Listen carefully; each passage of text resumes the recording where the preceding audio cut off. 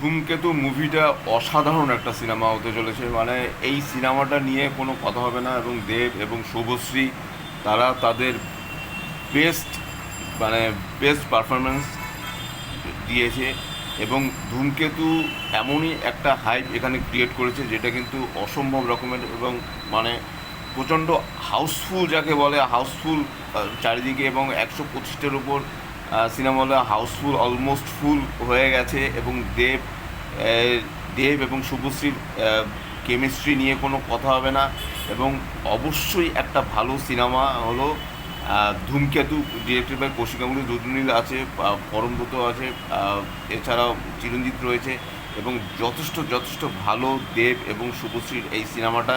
এবং হ্যাঁ, এটা ঠিক যে এখন অবধি কিন্তু ধূমকেতু মুভিটা আমি এখনও পুরোপুরি পুরোপুরি কি সিনেমাটা এখনও আমার দেখা হয়নি, দেখে নিয়ে তবে আমি রিভিউ করব।